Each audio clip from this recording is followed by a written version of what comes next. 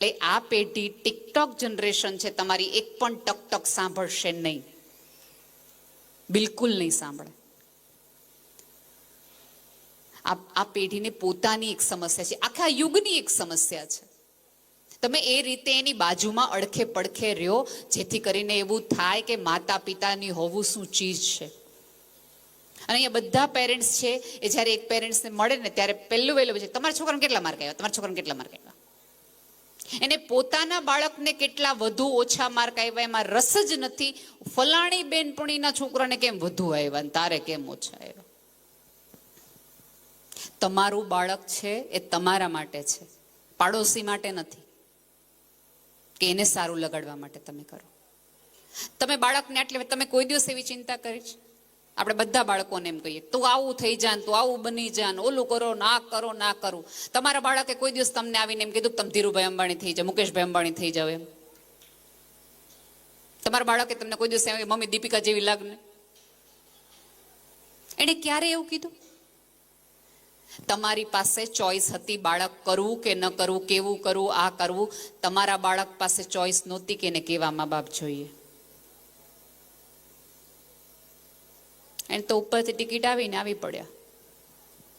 અને બીજું, અહીંયા બેઠેલા તમામ મા બાપને મારે કહેવું છે કે આજે પણ ભારતમાં સૌથી વધુ ધીકતો ધંધો હોય અથવા એ સમસ્યા હોય, દર ચોથો પાંચમો હોસ્પિટલ તમને IVF જોવા મળશે. ભારતમાં અબજો કરોડનો બિઝનેસ છે IVF, કે અમારે એક બાળક થાય અને આટલું બધું કરાવ્યા પછી પણ બાળક નથી થતું. તમારે ત્યાં જો ઈશ્વરે આપ્યું હોય તો થોડીક એની કદર કરો અને એની માટે થોડોક સમય ફાળવો. માત્ર સગવડતા આપી દેવાથી, સુવિધાઓ આપી દેવાથી, ફી ભરી દેવાથી બાળક તમને બીજે વખતે મોટું અને સારું થશે એવું નહીં થાય. બાળકને થોડા અધૂરા રાખી અને થોડાક સ્વપ્નાઓ આપો. અત્યારે તમે બાળકોને પૂછો ને પોતાને કોઈ સ્વપ્ન, કારણ કે આપણે એવા અધૂરા રાખ્યા જ નથી જેના કારણે એને ઈચ્છા થાય કે મારે આ કરવું છે, મારે આ જોઈએ છે, મને આ લેવું છે. રાધર હું તો ત્યાં સુધી કહું છું કે મેદાનોમાં ભાઈએ કીધું કે હું લઈ જાઉં છું, તો તમે તો એવા પ્રકૃતિના ધામમાં રહ્યો છો. દર રવિવારે આપણે ન કદાચ એવો સમય કાઢી શકીએ, પણ મહિનાના 4 રવિમાંથી એક રવિવાર તેવું કરી શકાય ને. બાળકને આપણે સ્વસ્થતાનું મહત્વ સમજાવો કે શારીરિક, આપણે પાછા ભેગા થઈ ત્યારે વાતો એવું કરીએ. અત્યારના બાળકો હાવ આળસુ છે, હાવ બાળક કાંઈ પોતાનું કરે જ નહીં. આવું બોલતી વખતે આપણે પત્નીને એમ કે પાણી લઈ તો, આપણે બાળકોને એમ કે શારીરિક શ્રમ વધારવો જોઈએ, શારીરિક શ્રમ વધવો જોઈએ, હાલવા જવું જોઈએ. હવે આપણું શરીર જ તે ટ્રેક્ટરના પૈડા જેવું હોય અને પછી બાળકોને આપણે એમ કઈ કસરત કરવી જોઈએ, તો એ ન વિચારે પપ્પા તમે મને કસરત નું કહો, મમ્મી તું મને કહેશ. આ પેઢી બહુ સવાલ પૂછતી પેઢી છે, કારણ કે એને ખબર છે. મારી ભત્રીજીને અમે કોરોના કાળની અંદર અમને એવું થયું કે અમે એને રામાયણ, મહાભારત એવું બધું શીખવાડીએ, સમજાવીએ. ત્યારે એની ઉંમર એવી હતી કે મારે એને સમજાવવું પડતું હતું કે આને પતિ કહેવાય, આને પત્ની કહેવાય, આને ભાઈ કહેવાય, આને બેન કહેવાય. તો મારી ભત્રીજીએ મને એવો પ્રશ્ન કર્યો હતો કે આ રાવણ કેમ ઘડીએ એમ જ કહે છે કે મેં લંકાપતિ રાવણ હું, મેં લંકાપતિ રાવણ હું. એની પત્ની તો મંદોદરી હતી, કે એ ક્યાં લંકાનો પતિ હતો. સવાલ તરીકે તમે જુઓ તો એકદમ વ્યાજબી છે. આ પેઢી એવી છે કે જો એને યોગ્ય માર્ગ દેખાડનાર મળી જાય તો ક્યાંય ને ક્યાંય સુધી જઈ શકે. પણ તકલીફ એ છે કે આપણને જ માર્ગ ન ખબર હોય તો શું કરે છે. અને બીજું, જમતી વખતે તો પ્લીઝ બેનો મોબાઈલ ના આપો, પ્લીઝ. તમારું બાળક ભૂખ્યું રહેશે ને તો જરાય નહીં મરી જાય. આ જગતમાં કોઈ ભૂખ્યા એટલા બધા મરે જેટલા ખાઈને મર્યા છે. વધીને શું થશે? બાળક નહીં જમે. કેટલો વખત નહીં જમે? 1 ટાઈમ, 2 ટાઈમ. આવા ત્રાગા હું ને તમે નાના હતા ત્યારે કરી દે. અમારા ઘણા બહેનો મારે જેમ હશે તે કોલો ડ્રેસ લે ને તો જ હું જમું. અને આપણે તોય નહોતો મળતો, તોય આપણે સાંજે જમી જ લેતા હતા. અને પાછી મમ્મીઓ એટલી ખરાબ દલીલ કરે કે મોબાઈલ ચાલુ હોય તો એને ખબર ન પડે કે 3 રોટલી ખાઈ લીધી. એટલે તકલીફ જ એ છે કે શું ખાય છે એને ખબર નથી રહેતી. મોબાઈલ દરમિયાન એને સ્વાદની નથી ખબર પડતી, એને સુગંધની નથી ખબર પડતી, એને કલરની નથી ખબર પડતી, એને એ નથી ખબર પડતી કે એક સ્ત્રીએ, એક માએ કેટલે ઉનાળાની અંદર, કેટલી ગરમીની અંદર એને કઈ રસોઈ એની માટે બનાવી છે. અને અહીંયા જે છોકરાઓ બેઠા છે એમને મારે વિનંતી છે કે બેટા પપ્પાને છે ને પપ્પા આગળથી હંમેશા ભેટ ન લેવાની હોય, ક્યારેક એને ભેટવાનું રાખો. થોડુંક પપ્પાને પણ ક્રેડિટ આપવાનું રાખો, બધું મમ્મીઓ જ ન થઈ જાઓ. અને પપ્પાને તો જાણે આપણે ખીજાવવા માટે રાખ્યા હોય ને એમ મમ્મીઓ વાપરે. આવા દે તાર પપ્પાને, આવા દે તાર પપ્પાને. એટલે પપ્પા એ બિચારા ક્યાંય ના ક્યાંય કંટાળીને થાકીને આવ્યા હોય ને EMI ની ચિંતા હોય ને ધાર્યું આજે થયું ન હોય ને બોસ એને માયરા કંટાળ્યા હોય અને પાર્કિંગ મળ્યું ન હોય ને હજી તો પપ્પા ઘરમાં આવે આવે આવે આવે દરવાજો ખોલે તા મમ્મી કે બધું કામ મૂકી દે, પેલા આને લઈ લ્યો. એટલે પપ્પા હા ભીડા કર્યો સટાક દઈને એક લગાવી દે. એટલે છોકરાને એમ થાય કે આ હું કામ ખીજાવા હાટું ઘરે આવતા છે, બહાર રહેતા હોય તો. પછી બાળક રડતું રડતું રસોડામાં આવે, તમે ચા બનાવતા હોય, તમારી અંદરની યશોદા જાગૃત થઈ જાય. રોતું રોતું બાળક આવે, મેં તને કીધું તું કે તું તોફાન કરીશ તો પપ્પા મારશે. બાળક માં એક જ છે, આ ભાઈ છે આડા. પછી ક્યારેક એવું બને કે આવી બધી પેરેન્ટ્સ મીટિંગમાં તમે જો લગભગ મમ્મીઓ હોય, પિતાને એવું ન હોય કે એને આવવું ન હોય. આર્થિક સમસ્યાઓ અને જવાબદારીનું ક્યારેક એવું ભારણ હોય કે હંમેશા એ આવી ન શકે. એટલે બાળક ક્યારેક તમને સવાલ કરીને એવું પૂછે કે પપ્પા કેમ સાથે ન હોય. એટલે આપણે અંદરની ઓલી પડાશ હોય કે ક્યાં કોઈ ઘરે હશે અત્યારે. એ વખતે તમને તમારા પતિ સાથે ગમે એવા અણબનાવ હોય, ગમે એવી તકલીફ હોય, ત્યારે તમારી અંદરની એક પત્ની, એક માં બોલવી જોઈએ કે બેટા પપ્પા બહાર રહે છે ને 9-9, 12 કલાક, એટલે આપણે આટલી ટાઢકમાં ને એટલે આટલી સારી સ્કૂલમાં અમે તને બેસાડી શકીએ છીએ. સંતાનોને સમજાવો કે સંતાન જ્યારે એક ઈચ્છા કરે છે ત્યારે એક પિતા પોતાની 100 ઈચ્છાઓને માળવે મૂકી પોતાની નોકરીનો 1 કલાક વધારી દે છે, ઓવરટાઈમ વધારી દે છે. જ્યારે પહેલી વખત બાળક એવું બોલે ને કે પપ્પા મારે વિદેશ ભણવા જવું જ, તે દિવસથી બાળક આટલું બોલીને સૂઈ જાય છે. પિતા પડખું ફેર્યા રાખે છે, કઈ રીતે કઈ સેટિંગ કરવું, ક્યાં રોકાણ કરવું કે 10 વર્ષ પછી મારા છોકરાને ભણાવવાનું થાય તો આ જમીનના પૈસા વધી જાય, આ શેરના પૈસા વધી જાય. તો ક્યારેક પિતા પણ બાળક માટે શું કરે છે એ સમજાવો. અને જે સંતાનો અહીંયા બેઠા છે એમને વિનંતી છે કે ક્યારેક અમે તમને રોકટોક વાળા લાગતા હશું, ક્યારેક અમે તમને ગુસ્સા વાળા, ખીજાવા વાળા પેરેન્ટ્સ લાગતા હશું. બેટા તમે લોકો નહોતા આવ્યા ને ત્યાં સુધી અમે તે સ્ત્રી પુરુષ મજાના જ હતા. તમે એવું ન માનતા કે તમારા મમ્મી પપ્પાને કોઈ સ્વપ્ન નહોતા. એ જીવનમાં પહેલી જ વાર મા બાપ બન્યા છે, એટલે એમનાથી પણ અમુક ભૂલો થઈ જતી હોય, સ્વાભાવિક છે. આ એ જ મમ્મી છે કે જેણે તમે જ્યારે ગર્ભમાં હતા અને તમે પહેલી લાત મારી હતી ને ત્યારે આ સ્ત્રીએ એ પાટું ખમીને ઉપરવાળાનો આભાર માન્યો હતું કે મારું બાળક ફરકે છે. આ ભાઈ છે આડા. તો એ માએ જ્યારે તમે અંદર હતા ત્યારથી તમારા આ પાટા ખાધા હોય, એ માને વિચારથી, વાતોથી કે કોઈ પણ રીતે પાટો મારતા પહેલા એક વખત તમારી જાતને અમુક સવાલો કરજો. અત્યારે એવું ટેકનિકલી કહેવાય છે ને ટાઈમ્સમાં પ્રૂવ થઈ ગયેલું છે કે આ જગતમાં આપણે સૌથી વધુ માં કોઈના ફોન અવોઇડ કરતા હોય કે કાપતા હોય તો એ મમ્મીનો ફોન છે. મમ્મીને પૂછવું જ હોય છે કે બેટા ક્યાં છો. એટલે આપણે થાય મારી મમ્મીને એટલી તકલીફ છે ને જ્યાં હોય ને પૂછવું જ છે ક્યાં છો, ક્યાં છો, ક્યાં છો, એ કેમ છો, એ માને એટલા માટે પૂછવું હોય છે કે થોડીક વખત પહેલા જ હમણાં એને ન્યૂઝ વાંચ્યા, એક બાઇકનો એક્સિડન્ટ જોઈ એને પહેલો વિચાર આવે છે કે મારા દીકરાને તો સેફ હશે ને.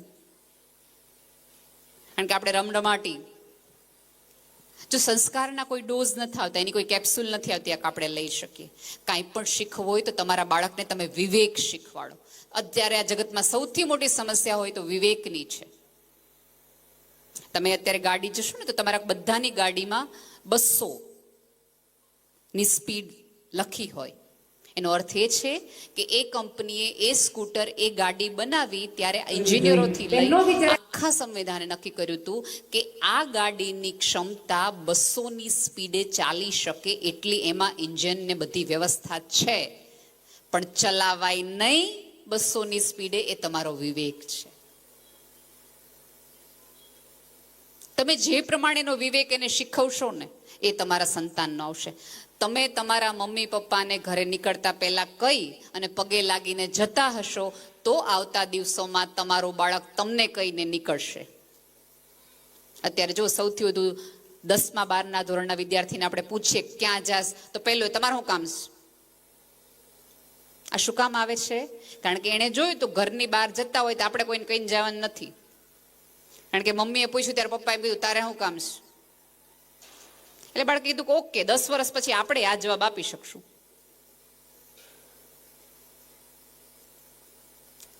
પપ્પાએ મમ્મીને કીધું તું તને ન ખબર પડે, એટલે બાળકે ઓકે, મમ્મીને કઈ ન ખબર પડતી. હું ને તમે છે ને આપણી 3 પેઢી સત્તરસિંગા નામના એક પ્રાણીથી ડરીને મોટા થઈ ગયા. જો સત્તરસિંગો આવશે, હજી કોઈને ખબર નથી સત્તરસિંગો કોણ છે. અત્યારની પેઢીને આપણે એમ કહીએ કે અંધારાની માં આવશે. તો હમણાં મારી એક ફ્રેન્ડની દીકરાએ એની મમ્મીને એમ કીધું કે અંધારાની માં જેવી તું જ છો. કારણ કે થોડા દિવસો પહેલા પતિને આ કહેતા જતી હતી કે તું કેવી છો. પછી પિતાઓને ખાસ વિનંતી છે કે પત્નીને તમે જે ભાષામાં જે રીતે વાત કરતા હો પણ બાળકની હાજરીમાં ન કરો. એક સ્કૂલની અંદર બાળકોને રમવા લઈ ગયા નદી કિનારે. પછી બાળકોને એમ કીધું કે આજે ફ્રી, તમને જે રમત આવડતી હોય એ તમને રમવાની છૂટ છે. અને શિક્ષક આમ ફરી રહ્યા હતા આજુબાજુ ચારે બાજુ. બાળકને કઈ છે નહીં, નદી પાસે કોઈ જાય નહીં, એ બધી વ્યવસ્થા કરી રહ્યા હતા, જોઈ રહ્યા હતા. એવામાં એક જગ્યાએથી ખૂબ બાંધવાનો, રાડા પાડવાનો, ઘા કરવાનો ને એવો અવાજ આવવા માંડ્યો. એટલે શિક્ષકે ત્યાં જઈને બાળકોને પૂછ્યું કે તમે શું કરો છો? તમને એ રમવા માટે બોલાવે છે, બાંધવા માટે? એ કે ના મેમ, અમે લોકો રમી જ રહ્યા છીએ. એટલે શિક્ષક પૂછે કે આ એવી કઈ રમત છે કે જેમાં બાંધવાનું? એ કે અમે ઘર ઘર રમી રહ્યા છે. હું મમ્મી બની છું ને પપ્પા બન્યો છે. કારણ કે આ પેઢીએ મમ્મી પપ્પાને બાંધતા જ જોયા છે. બહુ મોટી સમસ્યા છે. હું એને સંસ્કાર અને વિવેકનું ચોક્કસ નામ આપીશ, પણ સંતાનોએ માતા પિતાને પ્રેમ કરતા નહીં, એકબીજા સામે દલીલ કરતા જ જોયા છે. એના બદલે થોડાક સારા ઉદાહરણો એને સંબંધોના આપો, જેથી કરીને બાળકની ભાષામાં પણ થોડુંક વિવેક આવે. બાળકને થોડુંક દેતા શીખવાડો. અને બીજું, આમાંના ઘણા બધા વાલીઓને ફરિયાદ હશે કે અમારું બાળકને આ નથી આવડતું, અમારા બાળકને ઓલું નથી આવડતું, અમારું બાળક આ નથી કરો. સાહેબ, એક તો તમારી પાસે બાળક છે એ જ મોટી ઉપરવાળાની દયા છે. અને એનાથી પણ અતિ અતિ અતિ મોટી કૃપા ઉપરવાળાની એ છે કે તમારું બાળક બોલી શકે છે, તમારું બાળક ચાલી શકે છે, તમારું બાળક જોઈ શકે છે. આવો ક્યારેક, અમારા ભાઈએ કીધું એવી કંઈ અહીંયા સંસ્થા છે, ક્યારેક જજો તો ખરા એવી મનોદિવ્યાંગ સંસ્થામાં, તો તમને ખબર પડે કે તમારા બાળક પાસે આ બધી ઇન્દ્રિયો સાબિત હોવી એ ખુદ કોતે મટલી ચીજ છે. ક્યારેક જઈને સંસ્થાઓ જો અને બાળકોને દેખાડો. કારણ કે બાળકને ફરિયાદ છે, પપ્પા ઓલું નથી કરતા, મમ્મી આ નથી દેતી. તમારા બાળકનો જન્મદિવસ જ્યારે ઉજવો ત્યારે આવી સંસ્થાઓમાં જઈને ઉજવો, તેથી તમારા બાળકને ખબર પડે કે બધું હોવું શું ચીજ છે. ચોક્કસ બર્થડે સાંજે એને ગમે એવો ઉજવો, પણ સવારે તો નિયમની જેમ રાખો કે ચોક્કસ એક મંદિર દેવસ્થાને જાઓ. બાળકને થોડુંક દેતા શીખવું. બાળક જ્યારે એક વસ્તુ લઈને આવે, વેફર કે એવું કંઈક, અથવા બિસ્કિટ લઈને આવે, તો બાળકને અચૂક એવી ટેવ પાડો, ઘરમાં કોઈ ખાય કે ન ખાય, પહેલા બધાને પૂછવાનું કે તમે લ્યો, તમે લ્યો, તમે લ્યો. હવે આમાં થાય કેવું કે આપણે આવી ટેવ પાડી હોય એટલે પેલા એ બિસ્કિટનું પેકેટ લાવે અને દાદાને આપે. ના બેટા તું ખા, બધું તારું જ છે. પછી બા પાસે જાય, તો બા એમ કે બેટા બધું તારું જ છે. પછી પપ્પા પાસે જાય એટલે પપ્પા એમ કે બધું તારું જ છે બેટા, કોની માટે છે આ બધું? પછી 15 વર્ષે બાળક એમ કે આ બધું મારી માટે જ છે. તો તમે શું કહેવાના છે? કારણ કે બાળકે સમજી લીધું ઓકે આપણે કાંઈ કરવાની જરૂર છે જ નહીં, આ બધું આપણા માટે જ છે. ત્યારે તમારે ખાવું હોય, ન ખાવું હોય, જોતું હોય કે ન જોતું હોય, લઈને મૂકી દો, પછી બીજે દિવસે બાળકને આપો. પણ બાળકને ટેવ પાડો પાડો પાડો ને પાડો કે આપણી વસ્તુમાંથી કોકને શેર કરવું પડે. જો આ કર્યું હશે તો આવતા દિવસોમાં તમારા 2 સંતાનો ક્યારેય કોર્ટ કેસે નહીં ચડે. કારણ કે એને ટેવ છે કે આપણામાંથી આપણે આપવું તો પડે. અત્યારે બદીઓ તમે ઈચ્છો કે ન ઈચ્છો, તમારા ઘરમાં બારી બારણા બંધ રાખો ને તોય પ્રવેશી જાય એમ છે, કોઈને કોઈ સ્વરૂપે. એવું બોમ્બાણી આપણે એવું કહેતા હોય છે કે મોબાઈલ હેક થાય છે. મોબાઈલ એકચ્યુઅલી મારા ને તમારા મગજ હેક થાય છે. એની પણ ચિંતા કરવાની છે. આની તો કોઈ રસ, તમે સાદો એક મોબાઈલ લ્યો ને, એને તમે કોટિંગ કરાવડાવો કે સ્ક્રેચીસ ન પડે. 20,000ના મોબાઈલમાં સ્ક્રેચ ન પડે એની તમે ચિંતા કરતા હોય તો અમૂલ્ય કહેવાય એવા બાળકના માનસ ઉપર અમુક ઉજળાઓ પડે એની ચિંતા તમે કેમ નથી કરતા? કેમ નથી કરતા? જ્યારે જ્યારે જાઓ ત્યારે આવી જગ્યાઓમાં તમે દેખાડજો. એમણે સરસ એક મજાનું મ્યુઝિયમ જેવું કર્યું છે, એમાં સરસ એક સરખા લોટાઓ રાખ્યા છે. ત્યારે બાળકને સમજાવો કે જેટલા ઉજળા રહેશો ને ત્યાં સુધી ઉપર રહેશો. થોડુંક દેતા બાળકને શીખવાડો. બાળક ભૂલ કરે તો એ ભૂલને પણ એક્સેપ્ટ કરતા શીખો. થાય બેટા ભૂલ. જેટલું બાળકને ડરી ડરીને મોટા કરાવશો, યાદ રાખજો તમારું બાળક આવતા દિવસોમાં એટલું તમારાથી દૂર રહેશે. એ રાહ જોશે સમયની કે મારે આ ઘરમાંથી બહાર ક્યારે જવાનું થાય. એ હોસ્ટેલ હોય, ક્યાંક બીજે હોય કે ગમે એમ કરીને હોય. અત્યારે સૌથી વધુ ભૂલો છે એ આ ડરના કારણે થાય છે, આ અણગમાના કારણે થાય છે. જ્યારે આવી સરસ સંસ્થાઓમાં છો ત્યારે એવું કરો, તમને એવું લાગે કે તમને અહીંયા સરસ મજાની એવી જગ્યાઓ રમતોની ને એવી નથી મળતી, તો તમે આ સ્કૂલને વિનંતી કરો કે મહિનાનો 1 રવિવાર રાખો, અમને બાળકોને મેદાનમાં રમવું છે, અમે પેરેન્ટ્સ સાથે આવશું. પણ બાળકોને રમવા મૂકી નહીં જવાના, તમારે હારે રમવાનું. પછી શિક્ષકોએ વ્યવસ્થા કરવી પડે, રવિવારે એ લોકોને બોલાવે એવું નહીં. ત્યારે તમારી સાથે રમવાનું, તમારી સાથે વોક કરવાનું. ભાઈએ કીધું કે અમે લોકો આવતા દિવસોમાં તૈયારી કરાવવાના છે IPSની UPSCની. તો પછી તમે એવી રાખો બાળકો વાંચે ને તમે વેબ સિરીઝ મોબાઈલમાં જોયા રાખો, ભૂલમાં છો. અને પાછા આપણે પ્રાઉડલી કહીએ એ વાંચે ત્યાં સુધી હું જાગું જ, તો ભૂલમાં છું. જાગું છું એનો અર્થ એ વાંચતા હોય તો તમારે વાંચવાનું. એ વાંચે ને તમે મોબાઈલમાં અનુપમા જુઓ તેમ નહીં, એમ નહીં. બાળકને મોટાઓનો આદર કરતા શીખવાડો. અને સૌથી મહત્વની વાત છે કે આદર કરતા શીખવાડવાનો હોય. તમે કોઈક વૃદ્ધને આદર આપતા હશો તો એની મેળે તમને આપવા માંડશે.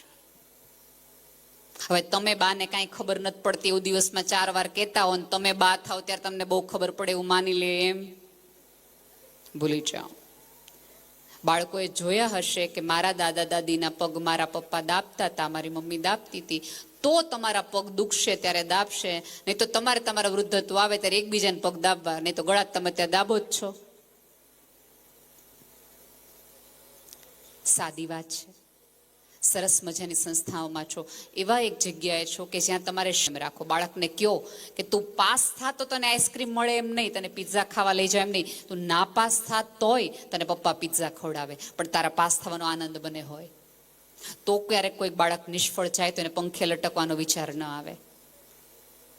આ તો આપણે એમ કે જો તને તારને માર્ક ઓછા આવ્યા ને તો તારા પપ્પા તો સમજી જ લેજે, એને કંઈક થયો જ જાહે. એટલે છોકરાને એમ થાય પપ્પાને થઈ જાય ને પેલા હું પંખે લટકી જાઉં, હું મળી જાઉં.